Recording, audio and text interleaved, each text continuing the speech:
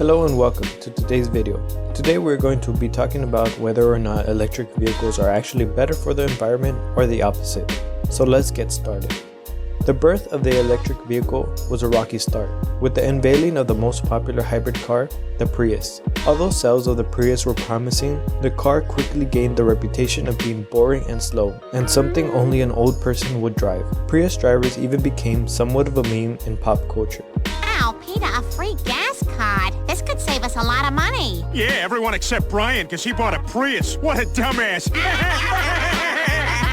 What I miss? Are we laughing at Brian? Brian, you suck. Nonetheless, other automotive companies began to experiment with the idea of electric cars. But no matter what, the business never seemed to take off. And this was because the hybrid car just was lacking in two specific areas: speed and longer mileage, which was a huge problem for consumers at the time. Then enters Tesla. I'm not going to go through all of Tesla's history. All you need to know is that ever since Tesla unveiled the Model S and the Model X, the company's popularity rose to extreme heights. Now Tesla is one of the biggest electric car manufacturers in the world. And because of this success, other companies like NIO, Volkswagen, and even Apple have begun to produce their own electric vehicles. So with all the big car manufacturers moving into electric vehicles in hopes to reduce the CO2 emissions, what is the problem then? Well, to put it into simple terms, in order to produce vehicles, we need a lot of natural resources. We need steel, plastic, glass, copper, aluminum, all kinds of things. And all these natural resources need to be mined out of the earth using big machinery like the cat trucks. Generally, each truck can produce around 550 horsepower with around 1,200 feet of torque.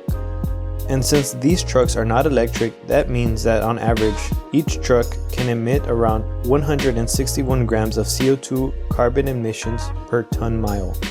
And yes, I know what you're thinking. You're probably saying that although this is a high number of CO2, the electric car is going to be better for us in the long run. Well, that's not all that true. We must not forget that Tesla Motor Company is still a car manufacturer, and at the end of the day, their goal is to maximize their profits, which means that there is always going to be a new model of car each year. And this is where the biggest problem becomes obvious, because most of their batteries are lithium-ion. For context, lithium is a salt-like substance that is primarily dug out of what is known the lithium triangle. It gets its name because it is directly between the countries of Chile, Argentina, and Bolivia. Okay, moving on to problem number 1. There is a process needed in order to get lithium into the form we need for its batteries, and this process requires a lot of water.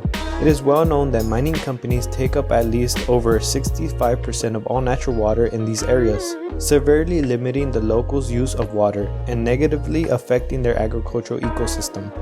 And the bad news doesn't stop there. We must not forget about the fact that it takes around 750 tons of brine to produce 1 ton of lithium. And even after all that trouble to produce lithium, it turns out that batteries really don't use that much lithium in the first place, because only 6% of a lithium-ion battery actually has lithium in it. Considering the size of the car battery, 6% is roughly a cupful.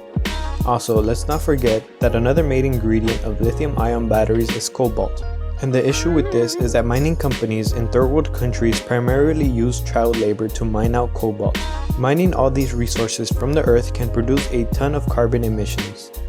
It has even been estimated that a large car like the Tesla Model S and the X is responsible for around 10 to 17 metric tons of CO2 upon production. In comparison, a gas-powered car only produces around 7 metric tons within its life cycle. Even after all this production of the lithium battery, just like we talked about in the last video, lithium-ion batteries are not that reliable.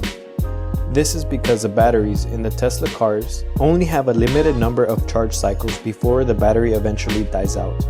Another problem with these batteries is that companies are unable to recycle them. This is because as a battery gets old, it is possible that the battery can catch fire, and there have been a number of reported facilities that store these batteries of reporting internal fires. Another thing that electric car owners really don't think about is where they get their electricity from. The general population in the US still uses the electricity from coal-powered plants. To put it into simple terms, the cost it takes to generate electricity is more harmful to the environment than going to the gas station and pumping your car with gas. Another area where gas-powered cars gain the advantage is in the assembly line. This is because motor companies have had years perfecting the assembly line and production. In comparison, companies that produce electric vehicles are still experimenting with the most efficient way to produce their vehicles. So by now you're probably thinking that electric cars are worse than gas-powered ones. Well, you'll be half right and half wrong. And this is because, just like lithium, oil also has to go through a process in order for it to be used as gasoline. And this process is responsible for the release of 280 billion metric tons of CO2, and along with that there are chemicals such as methane and nitrous oxide. We must not forget that cars are not the only form of transportation that use gasoline. Although EVs produce almost double the amount of CO2 than gas-powered cars upon production, after a certain time frame, both cars end up producing the same level of CO2 emissions. And as the world turns to a greener form of energy, the perks of owning an electric vehicle become better for the environment. Like I explained in my last video, the world is slowly moving away from lithium-ion batteries and coal power plants and turning to better alternatives for energy. And to add the cherry on top of everything, there is a company that is using AI to better the manufacturing process. Company Zinger is playing around with the idea of 3D printing cars using AI. And this is because AI is able to calculate all risk factors and produce a much better model of car than a human can.